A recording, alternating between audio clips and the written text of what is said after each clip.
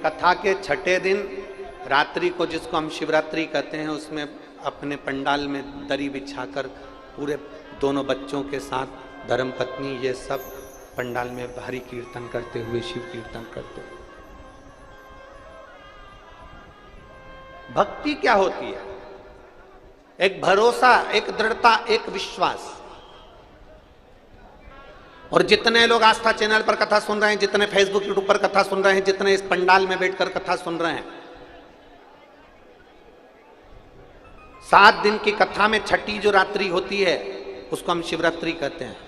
5 दिन की कथा में चौथी जो रात्रि होती है हम उसको शिवरात्रि कहते हैं। और वो शिवरात्रि साधारण नहीं होती है। उस शिवरात्रि के दिन, छठे दिन की रात्रि शिवरात्रि कहलाती है। और 7वें दिन की सुबह की कथा आप सुनकर जब झोली पसार कर देवादिदेव महादेव से श्री शिवाय नमस्तुभ्यम कहकर जो मांगते हो मेरा बाबा तुम्हारी झोली वो भर कर ही देता है।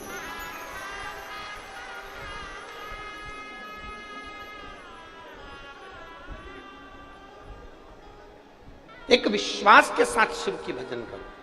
चरण और आचरण में अंतर हो जाता है। चरण केवल मंदिर तक लेकर जाएंगे, चरण केवल कथा तक लेकर जाएंगे, चरण केवल तीर्थ तक लेकर जाएंगे, पर हमारा आचरण, हमारा जो आचरण है, हमारा जो व्यवहार है, हमारा जो स्वरूप है, हमारी जो भाव है, वो हमको परमात्मा तक लेकर चले जाते हैं।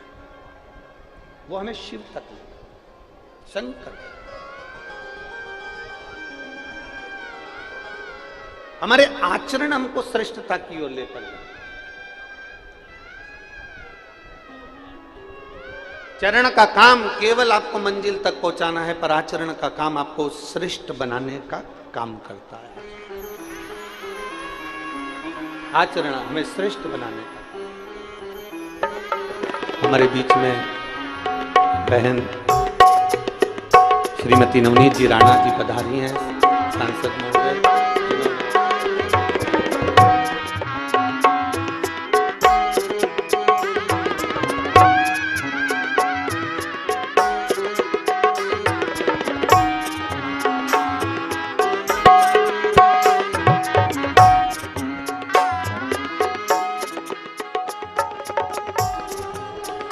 जिन्होंने बहुत सुंदर कथा अमरावती के पावन प्रांगण में करवाई थी और बड़े भाव से सभी शिव भक्तों ने उस कथा को श्रवण किया। साधुता है आपको, जो आप सनातन धर्म के लिए कार्य कर रही हैं और सनातन धर्म को आगे बढ़ाने का प्रयास कर रही हैं, उसके लिए साधुता। तो चरण और आचरण दोनों अलग। चरण केवल कथा तक ले जाते हैं, चरण केवल आपको मंदिर तक ले जाते हैं, चरण केवल आपको तीर्थ तक ले जा सकते हैं, पर आपका आचरण आपको बहुत आगे पहुंचा देता है, बहुत आगे।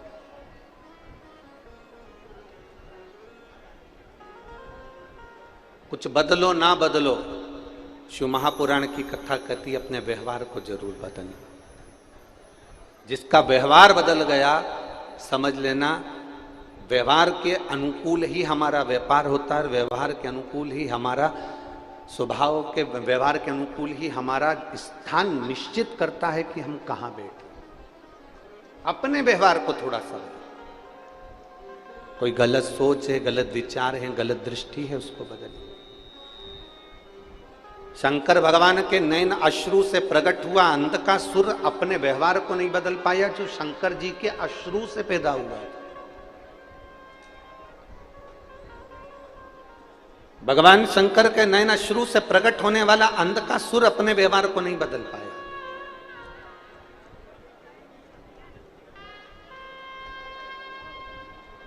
मेरी जितनी माताएं बैठी है, जितनी बहुएं बैठी हैं, जितनी बेटियां बैठी हैं, जितने बेटे बैठे हैं, जितने जीजा बैठे हैं, उन सबसे निवेदन करूंगा, मेरे दादाओं से निवेदन करूं, मेरी माताओं से निवेदन करूं कि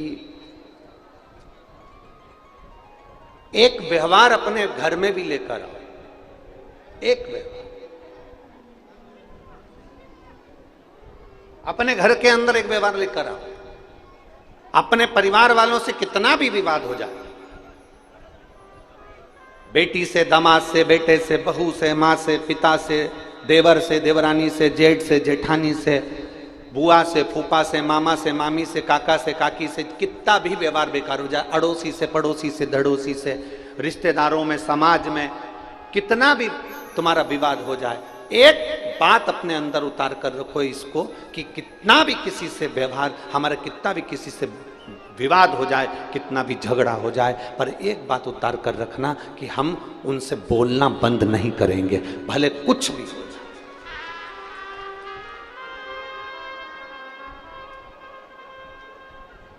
लड़ाई हो गई ना, हो जान दो, बहन से हो गई ना, हो जान दो, भाई से हो गई ना, हो जान दो, जमाई से हो गई ना, हो जान दो, काका काकी से हो गई, रिश्तेदारों से हो गई ना लड़ाई, हो जान दो, पर हम बोलना बंद नहीं करेंगे, हमारा व्यवहार हम खत्म नहीं करेंगे, हमें बोलना, हमें बात करना,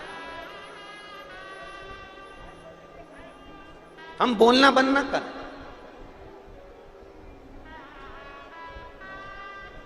हम अपना बोलना बंद ना करें। क्यों? उसका कारण है, विवाद होने के बाद धीरे धीरे दो पक्ष होते हैं, उसमें से एक पक्ष ये विचार करता रहता है कि अब शांति हो गई है, अब अपने को ये सब चीज़ें भूल जाना चाहिए, समाप्त कर देना चाहिए, और धीरे धीरे फिर वो बातचीत अगर चलती रहती है तो एक दिन कितना भी विवाद हुआ हो, वो विवाद समाप्त होकर एक ना एक दिन प्रेम बढ़ ही जाता है, प्रेम बढ़े।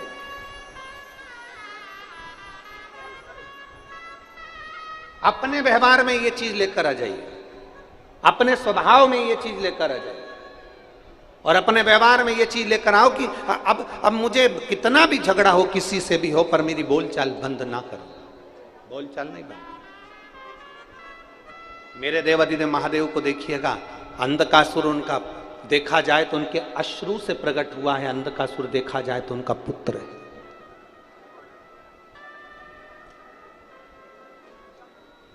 जिनके नेत्र अश्रु से प्रकट हुआ तो देखा जाए तो अंधकासुर उनका पुत्र है। और अंधकासुर ने कितना उपद्रव मचाया, तलातल में, रसातल में, भूमि पर, आकाश में, जहां मिल जाए जगह वहां उत्पात मचाता है अंधकासुर। अंधक है, अंधकासुर है, और उपद्रव मचा रहा। सबने आकर कहा, भगवान शंकर जी से कहा कि भोलेनाथ जी वो अंधकासुर बड़ा उपद्रव मचा रहा है। ब्रह्मा जी से भगवान शंकर ने कहा आप उसको समझाने का प्रयास करिए। भगवान विष्णु ने कहा कि अंधकासुर उपद्रव मचा रहा है, भगवान शंकर जी ने कहा आप उसे समझाने का प्रयास करिए। वो समझने वाला नहीं है तो भगवान ना शंकर भगवान ने कह दिया आप उसका संहार कर दीजिए, आप उसका संहार कर दो। भगवान नारायण कहते हैं अंधकासुर का संहार हम नहीं कर सकते, भगवान ब्रह्मा कहते हैं अंधकासुर का संहार हम नहीं कर सकते। अंधकासुर का संहार करने की सामर्थ्यता ना भगवान विष्णु कह रहे हैं कि हम भी नहीं कर सकते, और ब्रह्मा कह रहे हैं हम भी नहीं कर सकते। तो फिर अंधकासुर का संहार कौन करेगा? तो कहा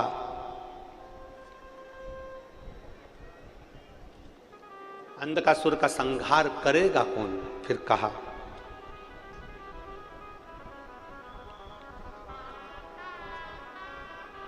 केवल एक, जिस दिन अंधकासुर गलत दृष्टि से अपनी माता को देख लेगा उस दिन अंधकासुर का स्वयं संहार हो जाएगा। आज कौन सा डे है?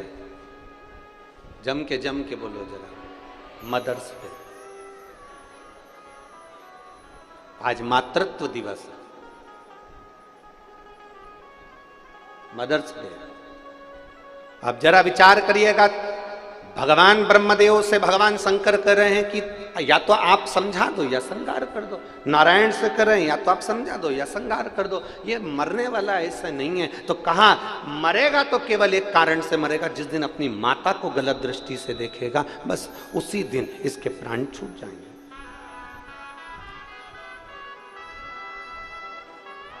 हम तो इतना सा निवेदन करेंगे आज मदर्स डे पर, मातृत्व दिवस के दिन इतना सा कहना चाहेंगे कि अपनी जिंदगी में ये बात अंधकासुर के चरित्र से उतार कर रखना।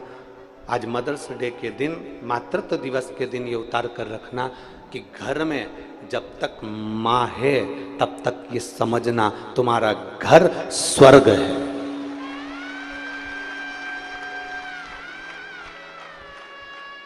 तुम्हारा घर स्वर्ग है जब तक तुम्हारी माता तुम्हारे घर में विराजमान है।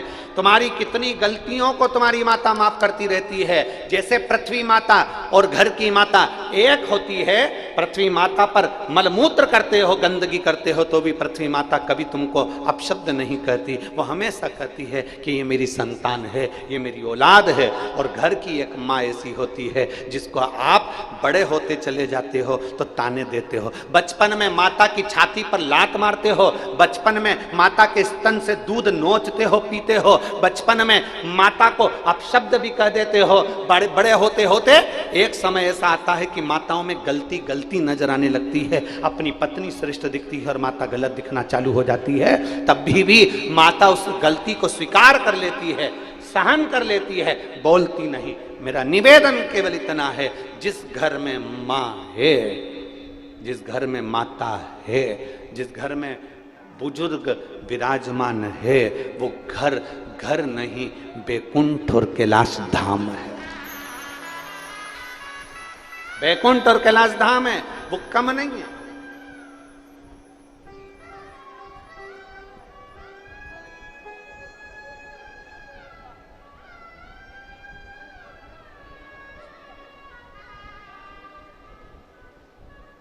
जिस दिन मां चली जावे ना, उस दिन का अनुभव करिएगा जरा। 9 दिन नवरात्रे में देवी बैठती है, 9 दिन नवरात्रे में जगत जननी जगदम्बा दुर्गा भवानी बैठती है और 9 दिन पूरे हो जाते हैं, माता चली जाती है। उस दिन अपने मन को देखिएगा कि मां के जाने के बाद घर कितना सूना हो जाता है।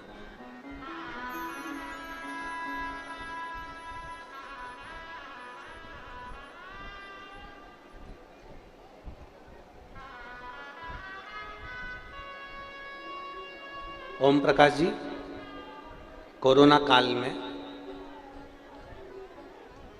काल के अंतर्गत एक बेटी, कई बार आप लोगों ने उस बेटी को वीडियो में भी, कहीं कुबेरेश्वर धाम से कोई वीडियो निकला हो तो उसमें उस बेटी का दर्शन भी किया होगा। कोरोना काल में एक बेटी खूब रोई। अब वो धाम पर आई और उसकी आंखों में जल। हमने उसके बेटी से पूछा कि तेरे रोने का कारण क्या है, तो वो बोल ना पाई। उसके साथ वाली जो थे तो उनसे पूछा किसके साथ आई है, तो कहा ये अकेली है। क्या नाम है इसका, उन्होंने नाम बताया। हमने क्या पढ़ाई कर रही है, तो कि ये पुणे में डॉक्टरी कर रही है, मेडिकल पढ़ाई कर रही है। कैसे आना होगा, ये क्यों रो रही है, इतनी बिलक बिलक कर रो रही है, इसके रोने का कारण क्या, क्यों रो? कहा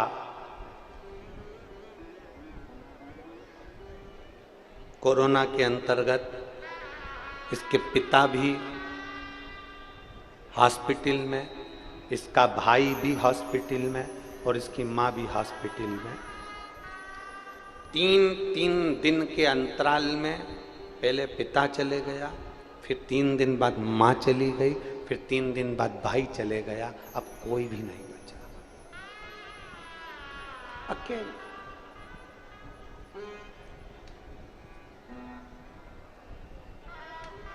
ये एक जनी की कथा नहीं है कि केवल कोरोना के अंतर्गत एक व्यक्ति की कथा हो। कोरोना काल में जब महामारी फैली थी, कई लोग चले गए, कई लोगों ने अपने परिवार वालों का मुख भी ना देखा। आप लोग तो भाग्यशाली हो जो महादेव की कृपा से सुरक्षित रहे। सूरत भी नहीं देख पाए कई। हमने उस बेटी से पूछा कि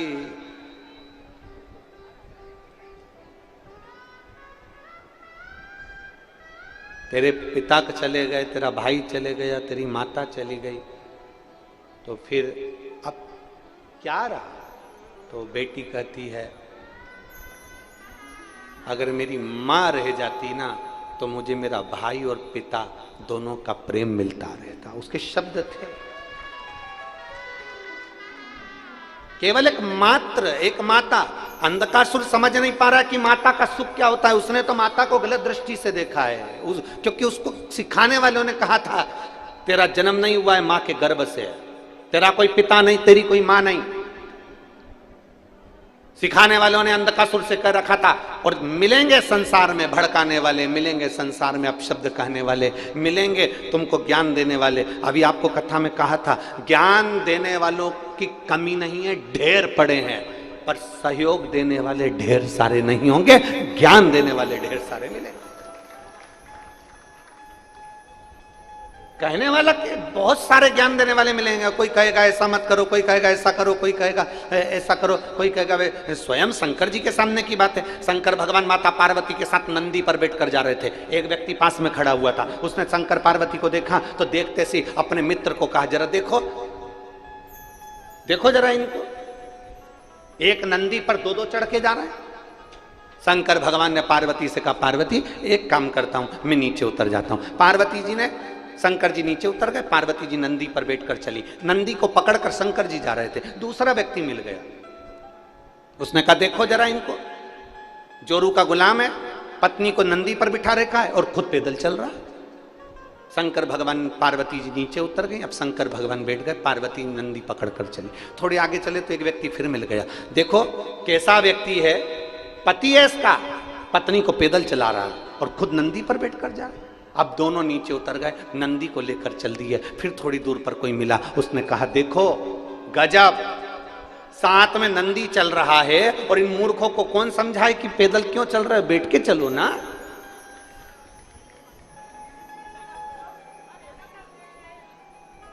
ये दुनिया है, ये दुनिया के लोग हैं, आपको चैन से नहीं रहने देंगे। ज्ञान देने वाला प्रतिदिन आपको ज्ञान देता रहेगा। मंदिर में गए तो ज्ञान दे दिया, ये बेलपत्री ऐसे मत चढ़ाओ, पानी ऐसे मत चढ़ाओ, तांबे का लोटा धोकर लाओ, ऐसा मत करो, वैसा मत करो। 24 घंटे दुनिया के लोग ज्ञान देने में लगे हुए हैं। हर व्यक्ति ज्ञान देने में लगा हुआ है। यहां तक कि टीवी खोलो तो अच्छा महाराज भी ज्ञान देने में लगा है, पर वो ज्ञान को अपने ऊपर धारण नहीं कर पा रहा।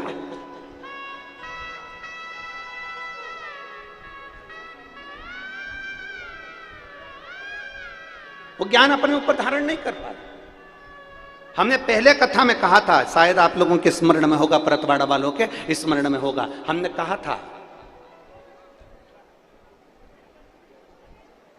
5 कार सुधर जाएं तो राष्ट्र सुधरने में देरी नहीं लगेगी। ये बात हमने कथा में कही। किस किसने सुनी थी? सुनी थी ना। 5 कार सुधर जाएं तो मेरे राष्ट्र को सुधरने में देरी नहीं लगेगी, हमने कथा में कहा था। सबसे पहले नंबर पर आता है कलाकार, जो नई नई फिल्मों का निर्माण करते हैं, बेटियों को आड़े टेढ़े वस्त्र पहनाते हैं, घर को टूटना बताते हैं, एक व्यक्ति की शादी 4 बार बता देते हैं,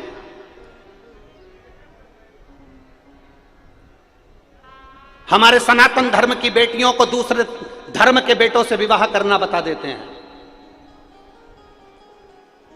शिव महापुराण कहती है 5 कार सुधर जाएं तो राष्ट्र सुधर जाएगा। पहले नंबर पर है कलाकार, जो नाटक और फिल्मों का निर्माण करते हैं। अगर वो सही नाटक और सही फिल्म का निर्माण करें तो मेरे राष्ट्र को सुधरने में देरी नहीं लगेगी।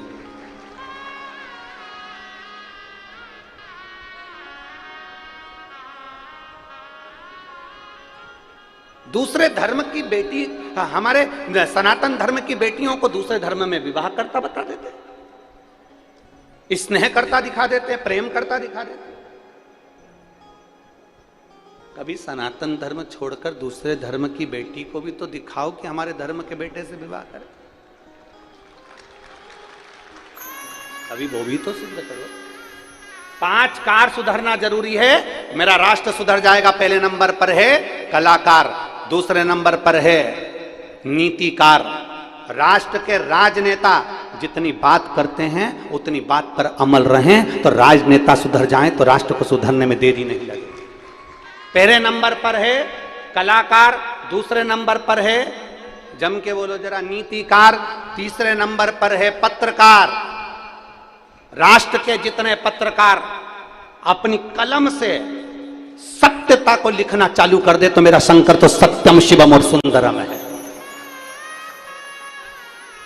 अपनी कलम का सदुपयोग करे, जैसे परतवाड़ा के पत्रकारों ने अपनी कलम का सदुपयोग करा, जैसे परतवाड़ा के इन पत्रकारों ने अपनी कलम का सदुपयोग करा और इस शिव महापुराण की कथा के एक एक शब्द को पत्रकारों ने जनमानस तक भेजा। ये पत्रकार कहते हैं।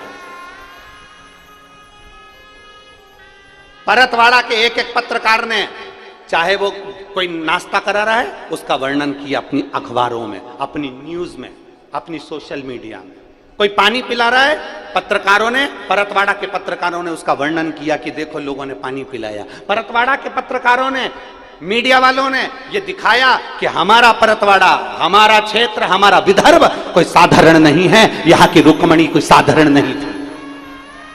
यहाँ परतवाड़ा के लोगों ने पलक पावड़े बिछाकर दिखा दिया कि हमारा परतवाड़ा किसी से कम नहीं। एक छोटी सी तहसील है, छोटी सी जगह, छोटा सा खेड़ा है, और उसमें दिखाया।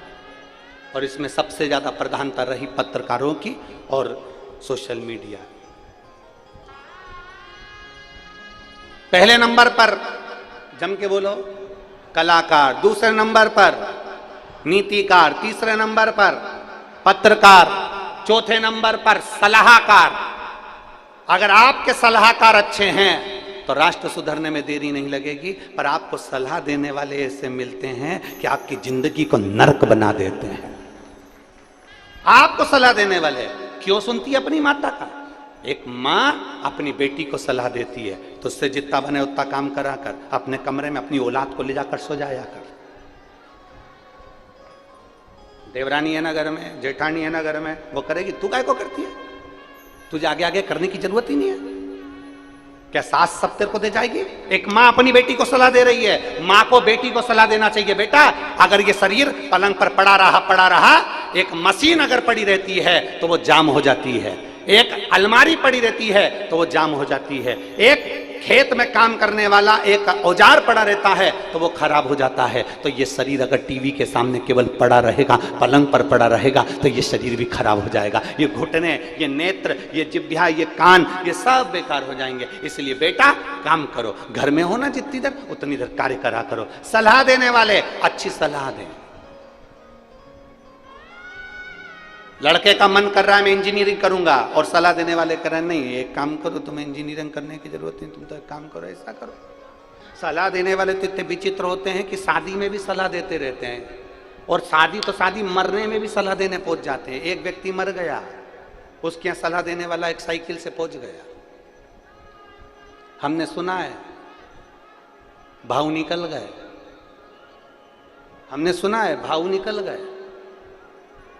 उसने कहा साहब निकल गए। फिर 12वां कब है? बस 4 दिन बाद 12वां है। 12वां 13वां 4 दिन बाद है। अच्छा क्या क्या बना रहे हो? अब बताओ, भाव निकल गए और बनाने की पूछ रहा है। इसकी तो आंख में आंसू होना चाहिए कि भाव निकल गए तो अपन तो रोए। पूछ रहे क्या क्या बना रहे हो? बस पूड़ी है, रायता है, चने की सब्जी है, गुलाब जामुन है और बूंदी है, सेव है। इतने में बोला गर्मी चल रही है, गुलाब जामुन रहने दो, श्रीखंड बनवा लो। अब बताओ, भाव निकल कर और श्रीखंड खाने की पड़ी। श्रीखंड बनवा लो, श्रीखंड। हाँ, विचार करिए जरा, सोचिए जरा। सलाह देने वाले कहीं नहीं चूकते। सलाह देने वाले केवल यहीं से मतलब नहीं है, शमशान में मुर्दा जल रहा है तो वहां पर भी सलाह दे रहा है, वहां पर भी सलाह दे रहा है। कितनी लकड़ी लगाई, वहां पर भी सलाह दे रहा है। वहां पर कितनी लकड़ी, कितनी लकड़ी लगाई, वहां पर भी सलाह दे रहे हैं। और फिर आग नहीं लग रही, लकड़ी नहीं जल रही तो वहां पर भी सलाह दे रहे हैं। थोड़ा सा घी ज्यादा लाना था, डालो नीचे से, और डालिए, और दो, और दो, और दो, सलाह दो महाराज। शिव महापुराण की कथा कहती है, पहले नंबर पर बोलते जाओ, जम के बोलो, जम के, आपकी आवाज हमारे तक पहुंचना चाहिए।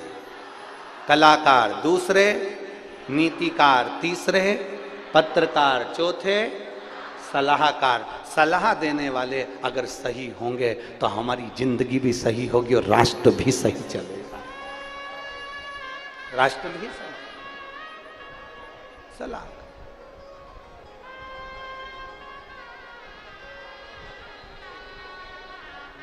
और शंभु शरणे पड़ी मांगू घड़ी रे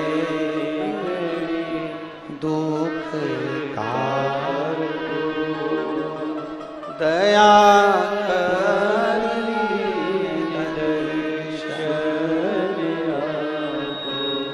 शंभु शरणे पड़ी मांगू घड़ी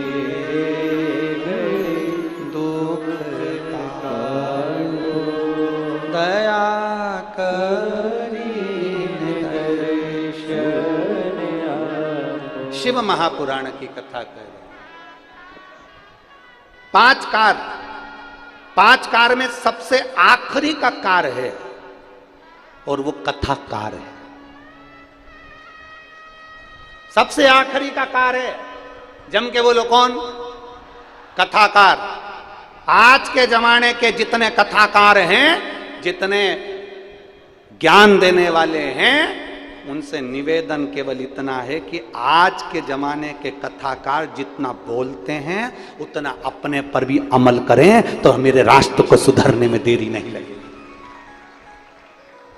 हम दूसरे को उपदेश दे रहे हैं, शांति रखो, शांति से जिंदगी जियो, किसी को अपशब्द मत बोलो, प्रेम की भाषा बोलो। और मालूम पड़े वही प्रेम की भाषा तो जाने दो अंगारे में, जब वही अपशब्द कहना चालू कर दें, वही आड़ी टेढ़ी बातें कहना चालू कर दें, वही ताने और गालियां देना चालू कर दें, तो हमारा राष्ट्र नहीं सुधर सकता।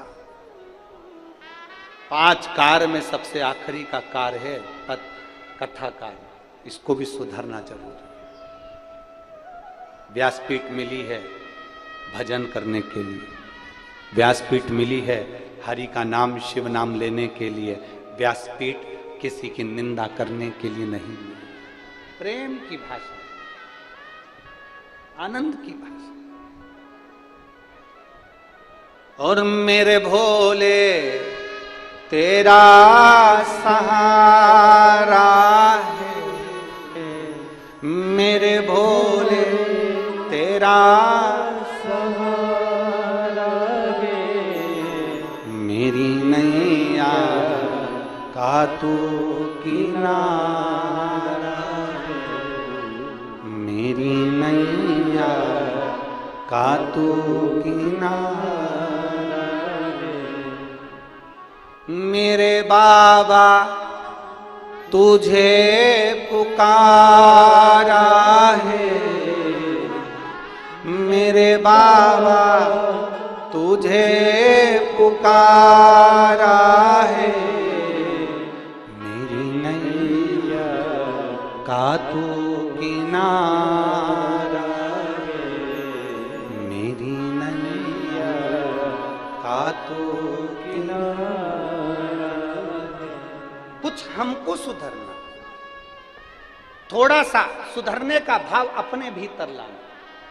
झगड़ा किसी से भी हो, लड़ाई किसी से भी हो, कितना भी किसी से विवाद हो, हमें बात बंद नहीं करना, हमें बातें बंद नहीं करना। अंधकासुर ने गलती कर दी, अंधकासुर ने बहुत उपद्रव मचाया। आखिरी में अंधकासुर जो उपद्रव मचाया, तब देव अधिदेव महादेव की धर्म पत्नी माता पार्वती जी बैठी थीं और पार्वती जी को अंधकासुर ने गलत दृष्टि से देख लिया।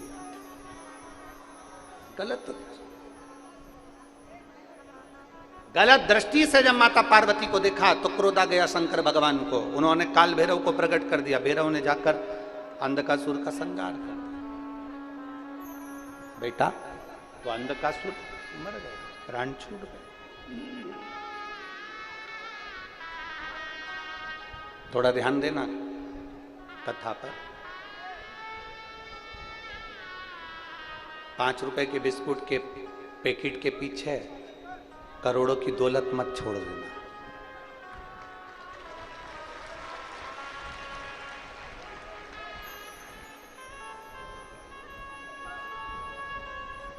बिस्कुट और कुरकुरा लेने से पहले भोलेनाथ जी से झोली पसार कर प्रार्थना करना कि आज ये दे रहा है, अगली कथा तक मुझे इतना भंडार भरना कि अगली बार मैं भी डब्बा भर भर कर ला कर ऐसे लूटा। 5 रुपए के पैकेट के चक्कर में करोड़ों की दौलत मत छोड़ देना। आज समापन के दिन की कथा है, समापन के दिन बहुत ध्यान लगाकर सुनना है, क्योंकि अपने को बाबा से लेकर जाना है, खाली हाथ नहीं जाना, लेकर बहुत दिल से, बहुत दिल से। पानी की बोतल अगर आपके पास में है और कोई पानी बांटने आए ना, तो वहीं से हाथ जोड़ करके तो आप पीछे जाइए, जो धूप में बैठा उसको दीजिए, हमारे पास रखी हम पी लेंगे, हमें नहीं चाहिए। जो धूप में बैठे हैं टेंट लगा लगा कर खड़े हैं धूप के अंदर, आप उनको दो ना, हम आराम से बैठे हैं, हमको नहीं चाहिए, हमें तो कथा सुनने दो। हमें झोली भरकर बाबा से लेना, झोली शिव कथा। अंधकासुर चले गया, पार्वती जी के नैन अश्रु में जल भरा हुआ। विचार करो, माता को गलत दृष्टि से देख रहा है तो भी मार रो रही है, तो भी मारो।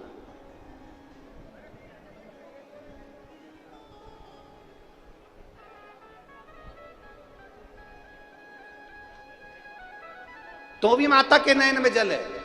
एक पत्र है,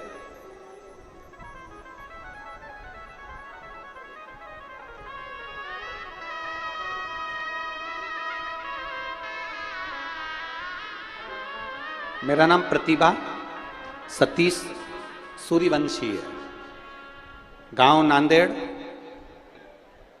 महाराष्ट्र, मायका अमरावती है। मेरा मोबाइल नंबर ये है, कहीं बैठी हो तो हाथ हिला सकती हैं, प्रतिभा सतीश सूर्यवंशी। अगर मोबाइल नंबर भी उन्होंने लिखा है, पत्र टीवी पर भी एलईडी पर भी आप पढ़ सकते हैं। जिनने पत्र लिखा है अगर बैठी हो तो हाथ हिला सकते हैं। मेरा नाम प्रतिभा सतीश सूर्यवंशी है, गांव नांदेड़, महाराष्ट्र, मायका अमरावती है। मेरा मोबाइल नंबर ये।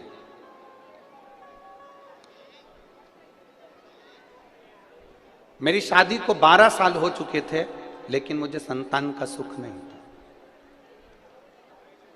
डॉक्टरों ने इलाज का कहा, हमने इलाज भी करवाया, कई साल तक इलाज करवाया, पर संतान का सुख नहीं। नासिक, औरंगाबाद, अहमदनगर, कोल्हापुर, अमरावती, नांदेड़, जगह जगह पर हमने इलाज करवाया, पर फायदा नहीं लगा। तब मेरी मां, उसने आपकी कथा सुनी। अब देखिएगा जरा, माता का हृदय कैसा होता है जरा समझिएगा, माता का स्वभाव कैसा होता है जरा उसको समझिएगा, माता का स्वरूप क्या होता है वो समझिएगा। मां बेटे को गाली दे देती है ना, बेटे को अपशब्द कर देती है ना, बेटे को श्राप भी दे देती है ना मां, बेटे को मार भी देती है ना मां, तो भी मां रोती है, तो भी मां रोती है। और बेटे से प्रेम करती है ना मां, बच्चे से स्नेह करती है ना मां, तो भी रोती है, क्योंकि माता का स्वरूप है।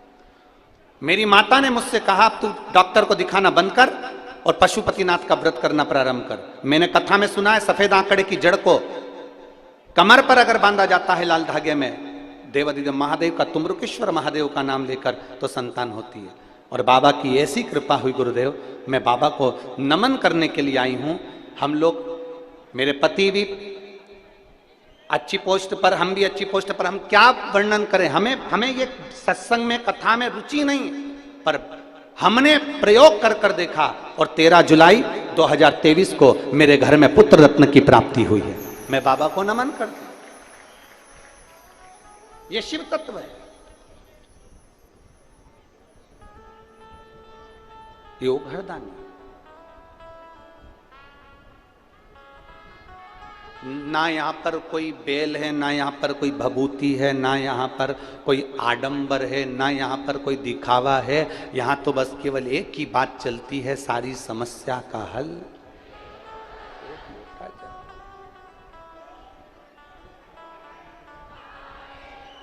बोल बम का नारा है। हम यहां से ना तो कभी भभूति देते हैं, ना हम कभी बेल देते हैं, ना हम कभी श्रीफल देते हैं, ना हम कभी कोई चीज देते हैं। केवल एक चीज है, आपको ये शिव महापुराण सुनना है, शंकर के मंदिर जाना चालू करो। हमसे मत कहो कि दुख क्या है। अगर दुख कहना है तो जब कथा में बैठो ना, और श्री शिवाय नमस्तुभ्यम जब 5 बार बोला जाता है और बाबा से कहा जाता है बाबा मेरे दुख काटो, उस लाइन को बोलने के बाद बाबा से अपने दिल की बात मन से कह दो तो वो सुनता है। क्योंकि जितनी देर कथा चलती है उतनी देर तक मेरा महादेव वहां खड़ा रहता है। हमने पहले कथा में कहा था, हवाई जहाज को उतारने के लिए हवाई पट्टी होती है, हेलीकॉप्टर को उतारने के लिए हेलीपैड होता है, ट्रेन को खड़ी करने के लिए स्टेशन होता है, बस को खड़ा करने के लिए बस स्टैंड होता है। उसी तरह मेरे महादेव को पृथ्वी पर पाने के लिए ये शिव महापुराण की कथा होती है। ये देवादिदेव महादेव का संवाद, ये देवादिदेव महादेव की पवित्र कथा। एक पत्र और है,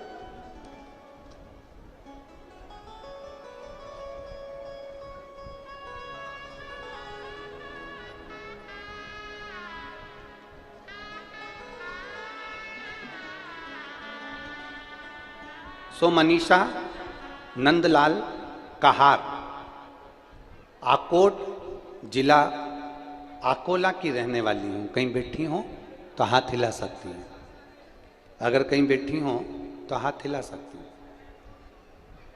सो मनीषा नंदलाल कहार, आकोट जिला अकोला की रहने वाली हूं। मेरा मोबाइल नंबर ही है। हाथ हिलाओ एक बार, हाथ दिख गई हो। आ जाओ, एक बेलपत्री ले जाना, आ जाओ आ जाओ। सो मनीषा नंदलाल कहार, आकोट जिला अकोला की रहने वाली हूं। मेरा मोबाइल नंबर ये है। मैं बाबा क्या बखान करूं बाबा के गुणगान का। आपकी कथा टीवी पर सुनती हूं, एक लोटा जल हर समस्या का हल मैं ये सुनती आई। पर बाबा इतना विश्वास पहले नहीं था, इतना भरोसा नहीं था बाबा। जो सत्य है ना बाबा, वही लिख रही हूं कि मैं भरोसा नहीं करी। पर गुरुजी मेरी चेस्ट में एक गठान हो गई, और चेस्ट में जो गठान हुई उसका हमने ऑपरेशन करवा लिया। जब ऑपरेशन करवा लिया, ऑपरेशन कराने के बाद फिर वापिस गठान हो गई। अब ऑपरेशन कराने की सामर्थ्यता नहीं थी। क्या करते? किसी ने कहा कि सुना है कि अगर पंडाल में बैठकर कथा सुनी जाती है तो बाबा उसको पूरा करता है।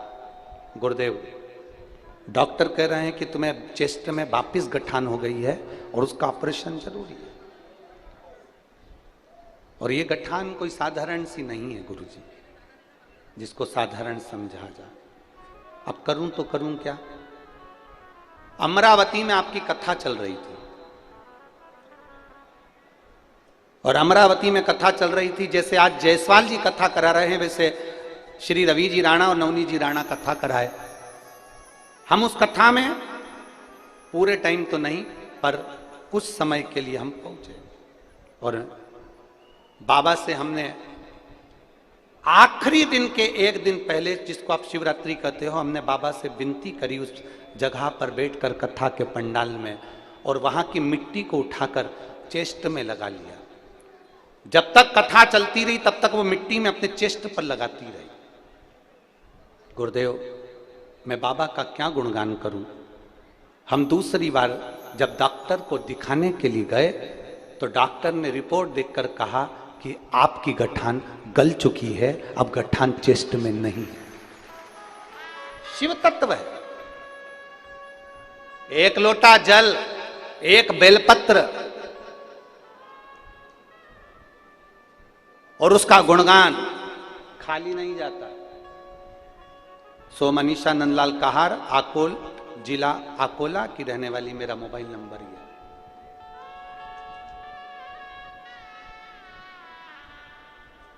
लाइन अच्छी लिखी है, श्री शिवाय नमस्तुभ्यं तुम बोलते चलो। अच्छा,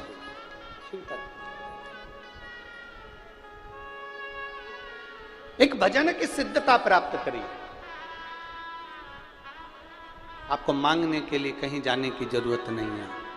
फिर निवेदन करेंगे, ये व्यासपीठ ना बेल देती, ना भभूति देती, ना श्रीफल देती। ये व्यासपीठ आपको कुछ नहीं देती, केवल अगर देती है तो केवल एक बात देती है कि आपको भगवान का दरवाजा नहीं छोड़ना है, भगवान का मंदिर नहीं छोड़ना है, शिव का स्मरण करना है। हाँ, इस व्यासपीठ से ये जरूर है कि शंकर जी पे चढ़ी हुई एक बेलपत्र हम भले जरूर, बाबा का ये प्रसाद, क्योंकि इसको तो हम भी पाते हैं तो आपको भी पाने के लिए, आपको भी रखने के लिए दे ही देते हैं। इतना जरूर है, इतना जरूर। और करो, उस परमात्मा का स्मरण करो, करो।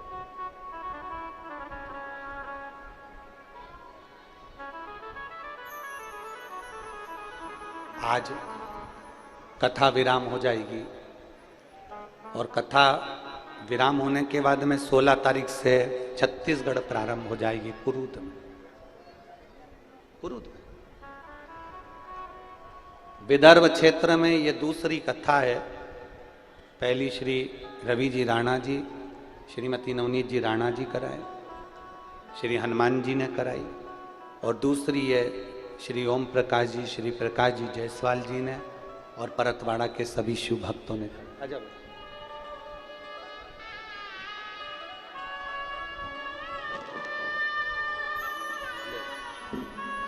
ठीक है।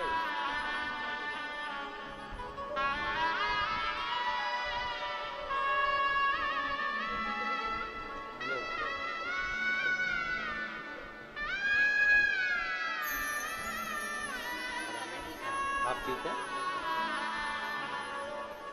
और खाली न जाता कोई दर से तुम्हारे, खाली न जाता कोई दर से तुम्हारे, मैं भी खड़ा हूँ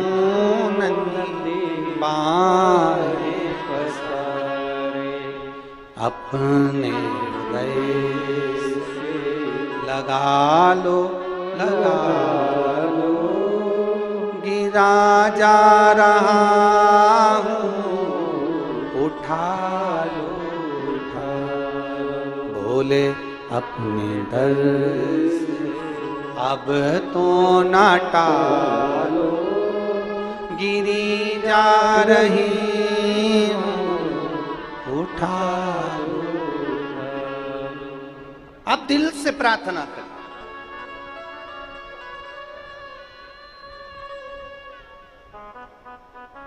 उससे कहोगे वो सुनेगा। हेलीपैड देखकर हेलीकॉप्टर उतर जाता है, शिव महापुराण का पंडाल देखकर मेरा महादेव उतर जाता है। मेरा शंभो, मेरा त्रिकालदर्शी, मेरा कैलाशी उतरता है। लोग कहते हैं शिव पुराण में है क्या? हम कहते हैं एक बार बैठ कर देखिएगा, एक बार बैठ कर देखिए। जितनी देर बैठोगे उतनी देर में आपको आनंद का अनुभव होगा। बैठिए एक बार।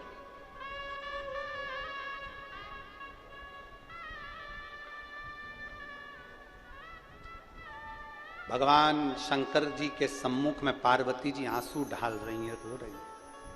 पार्वती जी रोती, तुम भगवान महादेव ने पूछा क्यों रो रही हो? ये मेरा पुत्र माना था मैंने, इसको अंधकासुर को बेटा माना था और ये मर गया, इसके प्राण छूट गए। शंकर भगवान कह रहे हैं क्यों रो रही हो? उसने तुम्हें गलत दृष्टि से देखा था, तुम मां हो उसकी।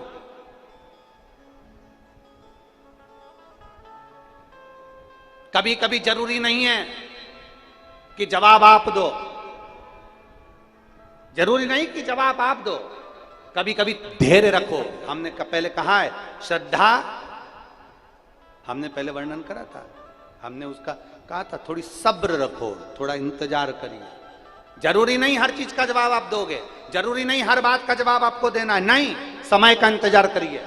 और समय जब इंतजार करोगे तो समय जो जवाब देता है उसके आगे मनुष्य भी जवाब नहीं दे सकता है। समय जो जवाब देगा उसके आगे मनुष्य जवाब नहीं देगा।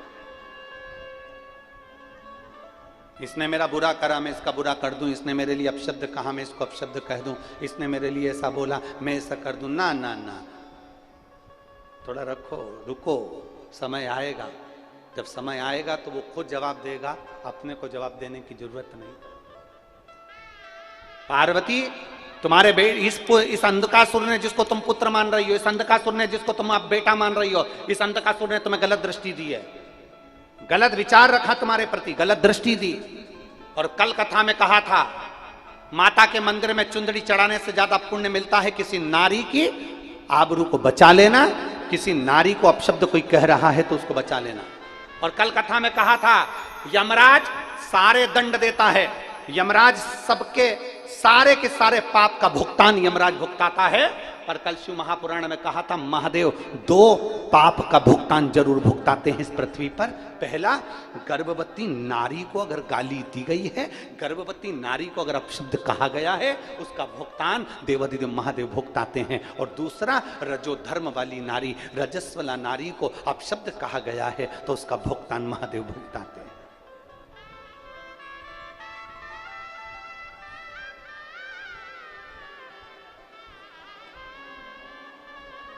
दो समय उसके पाप का भुगतान महादेव भुगतान देते हैं। थोड़ा समझदारी रखो अपने भीतर, थोड़ी सतर्कता रखिए अपने भीतर, थोड़ी सब्र रखिए अपने भीतर। आपको कहने की जरूरत नहीं पड़ेगी, आपको किसी को दंड देने की जरूरत नहीं पड़ेगी, वो है देने वाले। आपको बोलने की जरूरत नहीं पड़ेगी, वो है बोलने।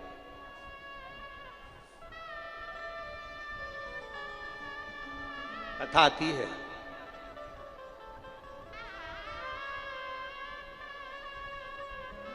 शिव महापुराण की कथा में एक वर्णन आता है कि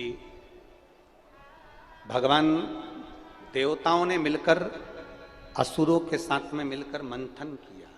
मंथन, उस मंथन में सबसे पहले गौ माता निकली है, गौ माता के बाद में विष निकला।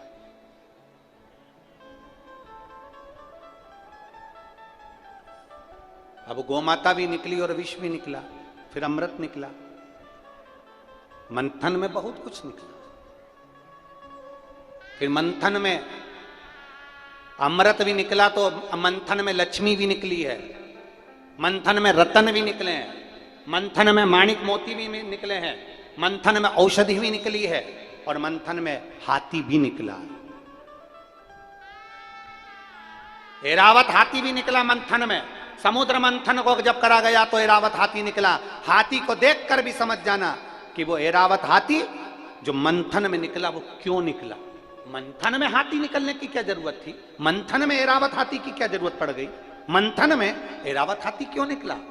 उस ऐरावत हाथी के निकलने का कारण केवल इतना था कि इस हाथी को देखो, इसके कान कितने बड़े बड़े हैं, अर्थात जिंदगी में अगर तुम आए हो तो तुम्हारे कान भी बड़े रखना, सुनने की आदत डालना, ज्यादा बोलने की आदत मत डालना।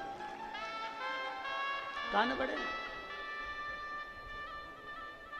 मंथन में हाथी निकला तो ये बताने के लिए निकला कि हाथी जब चलता है, हाथी जब आगे बढ़ता है तो बहुत सारे गली के कुत्ते पीछे पड़ते हैं।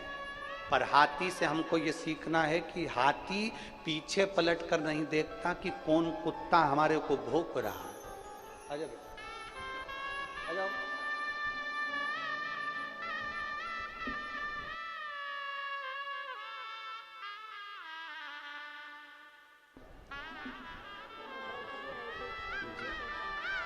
बारह वर्ष के बाद में जो बच्चा हुआ है तो उसका ये बहन का है। अच्छा, आपकी बहन क्या हुआ है? बहुत बहुत साधुवाद। एक उनको भी पहुंचाना, ठीक है। श्री शिवाय नमः। उनकी बहन के घर में बच्चा हुआ है जो 12 वर्ष के बाद हुआ है। एक बार जोरदार ताली बजाएं। बहुत बहुत साधु। हाथी पीछे पलट कर नहीं देखता, हाथी को पलटने की जरूरत नहीं पड़ती, वो अपनी मस्ती में चल रहा है।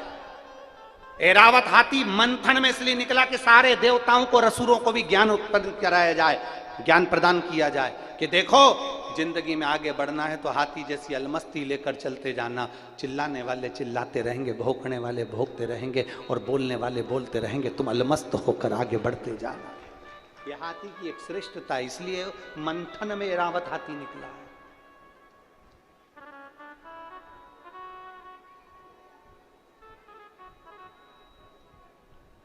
और हाथी की सबसे बड़ी श्रेष्ठता यह होती है कि हाथी को जो भी मिलता है ना, हाथी उसको ऊपर, महावत जो बैठा रहता है हाथी को चलाने वाला, हाथी को आपने पैसे दिए हैं कभी? किस किस ने दिए? जरा हाथ उठाओ। सबने दिया। हाथी क्या करता है? उस पैसे को ऊपर दे देता है। हाथी के पास में जो भी सामान आता है हाथी ऊपर दे देता है। हाथी अगर पानी भी भरता है तो ऊपर फेंकता है। हाथी कोई भी सामान उठाता है ऊपर देता है। हाथी से ये सीख लेना चाहिए कि संसार में हमें कुछ भी मिले उस ऊपर वाले को धन्यवाद देते रहना चाहिए। ये हाथी से सीख लीजिए। हाथी को कुछ मिला उसने ऊपर दे दिया, हाथी को पानी मिला ऊपर फेंक दिया, हाथी को सामान मिला उसने ऊपर दे दिया। अर्थात ये सीख हमें लेना चाहिए। हम उन्नति की सीढ़ी पर जैसे जैसे चढ़ते जाएं, हम तरक्की की ओर जैसे जैसे बढ़ते जाएं, हम समृद्धि की ओर जैसे जैसे बढ़ते जाएं, वैसे वैसे उस परमात्मा को धन्यवाद देते रहना कि ये तेरी कृपा से मिला है, वरना मेरी तो कोई सामर्थ्यता ही नहीं थी। कौन जानता था तेरी रहमत से पहले? कौन जानता? कौन जानता?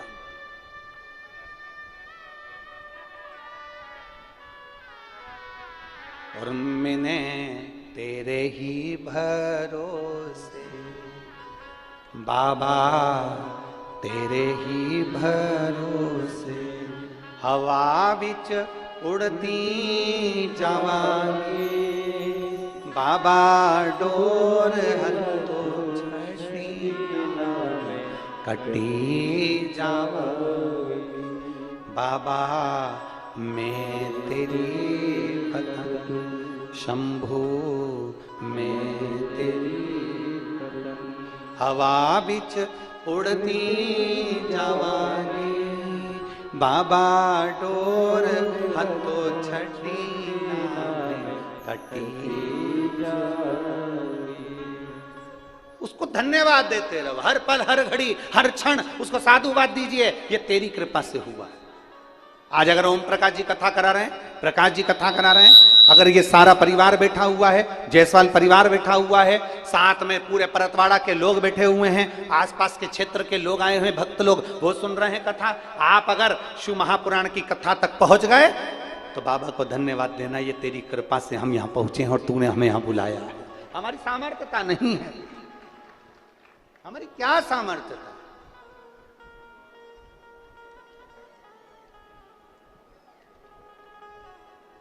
एक प्रभु का नाम व्यक्ति को कहां लेकर जाता है ये उसको अंदाजा नहीं लग पाता। एक भगवान का नाम उस व्यक्ति को कहां तक लेकर जाता है ये अंदाजा नहीं लग पाता। आप परमात्मा के नाम के लिए, आप भगवान के नाम के लिए, आप परमात्मा के नाम के लिए आप आगे तो बढ़िए, परमात्मा आपको इतना आगे बढ़ा देगा कि आपको देखने वाले लोग ढेर लग जाएंगे। आप परमात्मा के नाम को लेकर आगे तो बढ़ो, आप भगवान के नाम को लेकर अग्रण्य तो होइए, आगे तो बढ़िए। परमात्मा आपको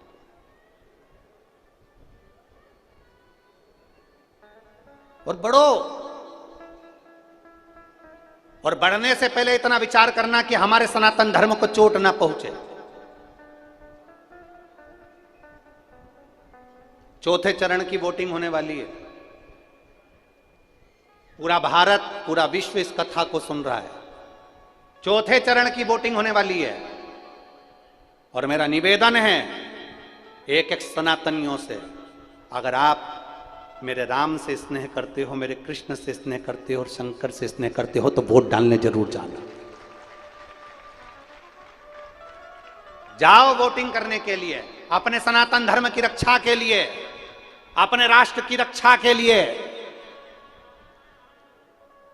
गौ माता की रक्षा के लिए, बहन बेटियों की रक्षा के लिए, आने वाली पीढ़ी की रक्षा के लिए वोट डालने जाइए। घर से निकलो, धूप वूप मत देखो, गर्मी मर्मी मत देखो, निकलो बाहर, जाओ वोट डालो। शिव तत्व कह रहा, भगवान शंकर की कथा करी, पार्वती तू रो रही है इसके लिए। पार्वती को समझाया, ऐरावत हाथी का वर्णन आया, फिर वर्णन आया कि विष जो निकला उस विष को कौन को दिया जाए, किसको दें हम इस विष को, कौन पिएगा ये विष, कौन धारण करेगा ये विष, कौन पी सकता, किसकी सामर्थ्यता विष पीने की।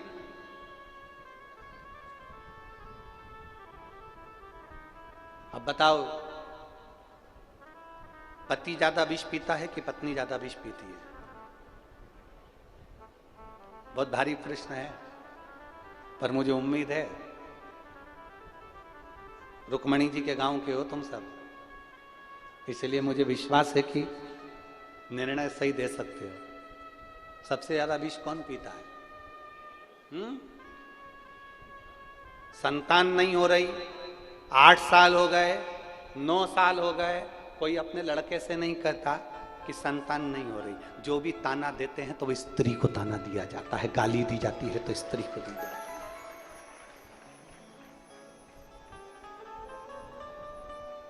घर में तकलीफ आई, ताना दिया गया स्त्री को, जब से इसके पांव पड़े, जब से हमारा घर ही सही नहीं है। ताना किसको? स्त्री को। अब दुनिया के लोग कहते हैं कि विष किसने पिया? जम के बोलो, जम के, बहुत अच्छे से बोलो जरा दमदारी से, विष किसने पिया? देवाधिदेव महादेव ने। पर जरा अच्छे से जिसने शिव पुराण सुन रखी होगी उसको मालूम होगा, जैसे ही महादेव विष पीने के लिए खड़े हुए, हलाहल विष उनके हाथ में आया और वो विष जैसे ही महादेव कंठ पर उतार रहे थे, इतने में माता दुर्गा भवानी आद्य शक्ति पार्वती को लगा ये विष मेरे पति के अंदर ना उतर जाए। पार्वती जी कंठ पर जाकर बैठ गई और सारे विष को झेल लिया।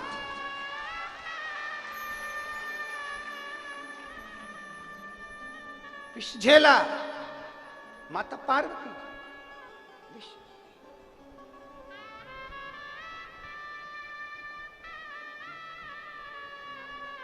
ये विष अंदर ना उतर जाए। शंकर भगवान का नाम नीलकंठधारी हो गया। नीलकंठधारी पर कोई पूछे अंदर ये नीलकंठ कैसे पड़ गया? क्या विष की तपन इतनी तीव्र थी कि कंठ नीला पड़ गया? नहीं, मेरी जगत जननी भद्र काली मां दुर्गा कंठ के अंदर बैठकर विष को झेल रही थी। विष खुद ने झेला, आद्य शक्ति ने, दुर्गा ने, भवानी ने। ये जितना विष है संसार का, ये जितना पुरुष नहीं झेलता उतना माताएं झेलती है। घर में रह के तो देखो रे भेरू, घर में रह के तो देखो। तुम तो आधे से ज्यादा समय दुकान पर, खेत में, खलियान में, काम में, नौकरी में, सर्विस में निकल जाता है। जो घर में रहती है उससे पूछो कि दिन भर में कितना विष पीती होगी। उससे पूछो कितना विष पीना पड़ता। कंठ पर झेल कर रखी है मां आद्य शक्ति दुर्गा भवानी। आद्य शक्ति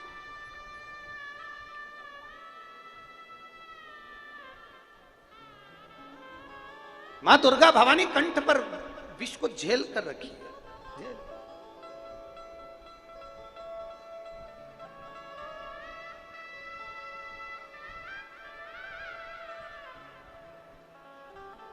एक राधा जी का भी प्रसंग आता है। राधा जी भी जब भगवान कृष्ण को खीर में विष दिया गया, तब राधा जी ने अपनी छोटी सी उंगलियां उस खीर के पात्र में डाल दी। खीर इतना मीठा हो गया कि विष का ठिकाना नहीं पड़ा। तब भगवान कृष्ण राधा से कह दिए, राधा मीठे रस से भरोड़ी राधा रानी लागे। तुझमें मिठास है राधा। राधा संबोधन में मिठास है, राधा शब्द में मिठास है। जो समझे तो ना, समझे तो, नारी स्त्री विष पीती है, विष पीती है। कंठ पर मेरी माता शक्ति ने, दुर्गा भवानी ने विष को झेल लिया, विष को झेल कहा। देवादिदेव महादेव ने स्मरण किया पार्वती का, माता पार्वती का स्मरण कर, मां जगज्जननी का स्मरण कर रहा है और माता पार्वती का स्मरण किया। हे पार्वती, मैं विष पी रहा हूं, बस इतना तो बोलना था और भगवान शंकर के कंठ में पार्वती जी विराजमान हो गए। समय आया, अमृत सामने आया। अमृत, विष लेकर तो देवता आ गए थे, पर अमृत लेकर तो देवता आए ही नहीं, पीछे ही सलट लिए, पीछे ही। किसी को किसी का पड़ा हुआ मोबाइल मिल जाए ना, तो वो इतनी देर तो किसी से पूछता थोड़ी ना, उतनी देर में तो जेब में सलटा लेता है। क्या पूछे वो? किसी का सोने चांदी की रकम मिल जाए तो कौन पूछ रहा है, कौन आवाज लगा रहा है, कौन बोल रहा है? जेब में सलटा ले। अब हाँ, अगर किसी की टूटी हुई चप्पल मिल जाए तो बोलो, बोलो जम के बोलो जरा, सलटाएगा जेब में? नहीं, आवाज लगाएगा। देखो ये लाल कलर की चप्पल, पीली कलर की चप्पल, नीली कलर की चप्पल, काली कलर की चप्पल, ये चप्पल हमारे पास पड़ी है, और ये 2 बत्ती की चप्पल पड़ी है, ये ऐसी चप्पल पड़ी है, किसी की हो तो ले जाओ। अब वो आवाज लगा रहा है, और सोने की रकम होती तो जेब में रख लेता, वो आवाज ही नहीं लगा रहा। उसी तरह विष निकला तो देवादिदेव महादेव के पास पहुंच गए। बाबा विष निकला है, पूरा हलाहल विष है, पूरी पृथ्वी कांप रही है, इतना भयंकर विष है। शंकर भगवान कहते क्यों घबरा रहा, ला मुझे दे दो। और अमृत निकला तो एक देवता नहीं आया, अमृत निकला तो एक भी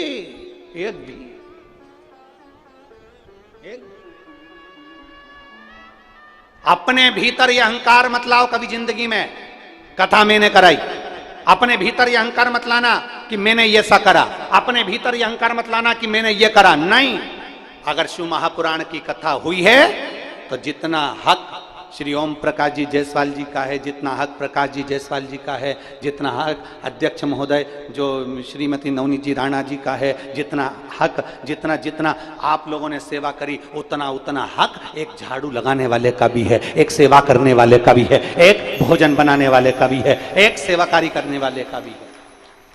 ये कथा किसी एक की नहीं, संपूर्ण परतवाड़ा की, संपूर्ण विदर्भवासियों की है, जिसको लोगों ने सुना, धारण करा, सेवा करी और बड़े भाव से उसको निभाए।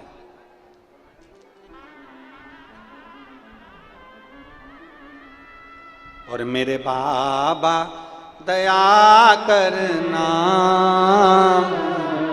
मैं तेरे भरोसे हूँ, ना घर के भरोसे हूँ, ना परिवार के भरोसे हूँ।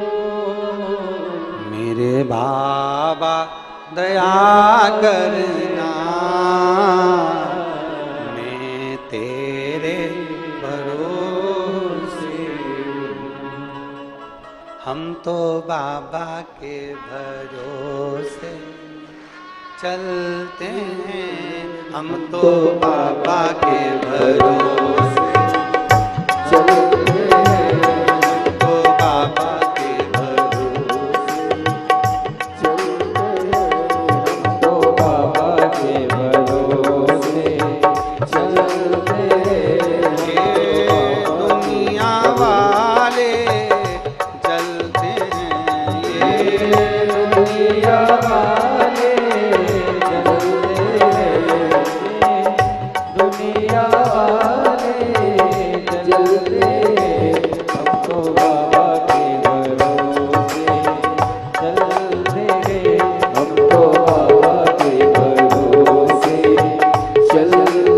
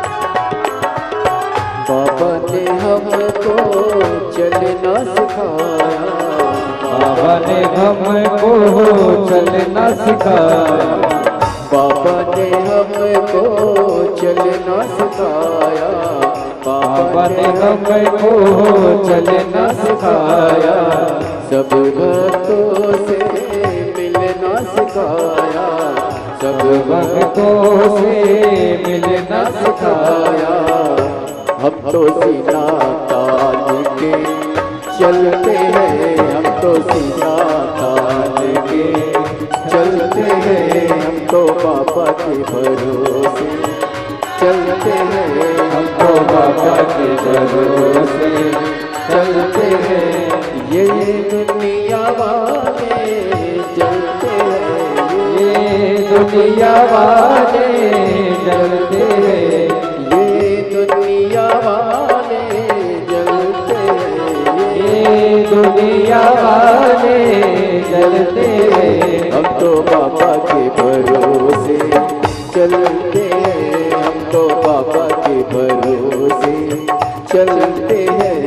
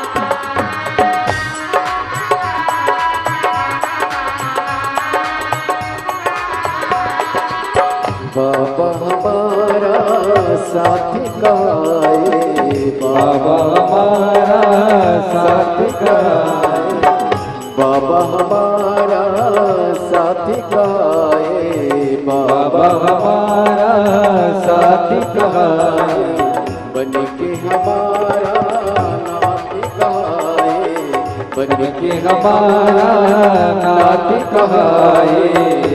हम तो इनके भरोसे पलते हैं, हम तो इनके भरोसे पलते हैं, हम तो बाबा के भरोसे चलते हैं, हम तो बाबा के भरोसे चलते हैं। ये दुनिया वाले चलते दुनिया वाले जलते हैं, ये दुनिया वाले जलते हैं, दुनिया वाले जलते हैं। हम तो बाबा के भरोसे चलते हैं, बाबा के भरोसे चलते हैं।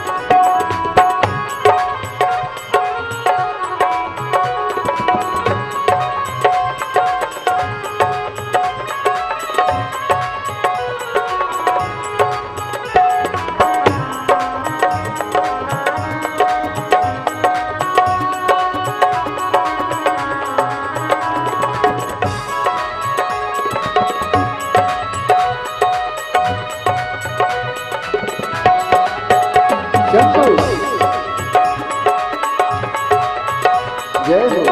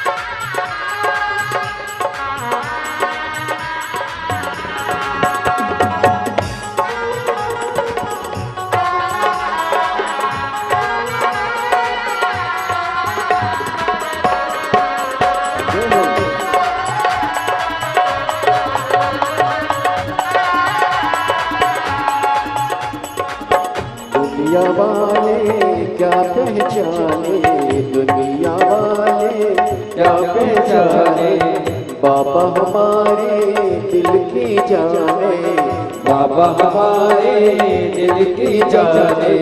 दुनिया वाले क्या पहचाने, दुनिया वाले क्या पहचाने, बाबा हमारे दिल की जाने, बाबा हमारे दिल की जाने।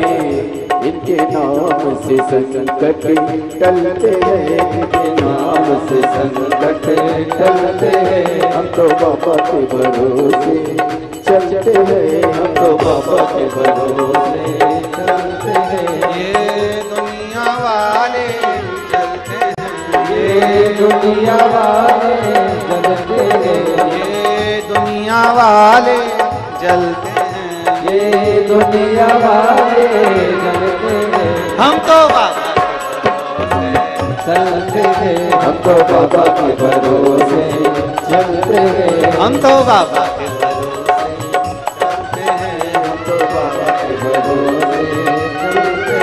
भोले बाबा के भरोसे चलते हैं, भोले बाबा के भरोसे चलते हैं, भोले बाबा के भरोसे चलते हैं, भोले बाबा के भरोसे चलते हैं, हम तो बाबा के भरोसे चलते हैं, हम तो बाबा के भरोसे चलते हैं, हम तो बाबा के भरोसे चलते हैं, हम तो बाबा के भरोसे चलते हैं, हम तो बाबा के भरोसे चलते हैं, हम तो बाबा के भरोसे हार हार अपने स्थान पर बैठकर भगवान शिव जी से अपने मन की बात बड़े भाव के साथ दिल से कहिए। बाबा ने हमको चलना सिखाया, बाबा ने हमको चलना सिखाया, सब भक्तों से मिलना सिखाया, सब भक्तों से मिलना सिखाया, हम तो सीना तान के चलते हैं, हम तो सीना तान के चलते हैं, हम तो बाबा के भरोसे चलते हैं, भोले बाबा के भरोसे चलते हैं। भाव से जिस स्थान पर आप बैठे हुए हैं वहीं पर से बाबा देवाधिदेव महादेव से अपने मन की बात जरूर कहिएगा। जहां जगह मिले वहां बैठकर बोलना। आज कथा का विराम दिवस है। बाबा से अपने मन की बात जरूर कहिए, दिल से साथ में बोलेंगे, सभी अपने आनंद के साथ में। श्री शिवाय नमस्तु, श्री शिवाय नमस्तु, श्री शिवाय नमस्तु, श्री शिवाय नमस्तु, श्री शिवाय नमस्तु। भोला सब दुख काटो, ओ भोला सब दुख काटो, शिव शंकर जपो तेरी माला, भोले बाबा जपो तेरी माला, भोला सब दुख काटो, ओ भोला सब दुख काटो। वेश है मंगल मंगलकारी, वेश है मंगल मंगलकारी, शमशान वासी हमारा, शमशान वासी हमारा, ओ भोला सब दुख काटो, ओ भोला सब दुख काटो। भगवान देवाधिदेव महादेव का पवित्र चरित्र कह रहा है, भगवान शंकर की पवित्र कथा कर रही है। मंथन में निकला हुआ विष शिव जी पी लेते हैं। अमृत देवताओं को प्राप्त हो जाता है। अब देवताओं के पास में अमृत तो आ गया, अमृत तो प्राप्त हो गया, केवल अमृत मिल जाना श्रेष्ठ है, मना नहीं, पर अमृत मिलने के बाद जो अभिमान आ जाता है वो दिक्कत है। भगवान भोलेनाथ जी से कहा करो सब कुछ देना पर अहंकार मत।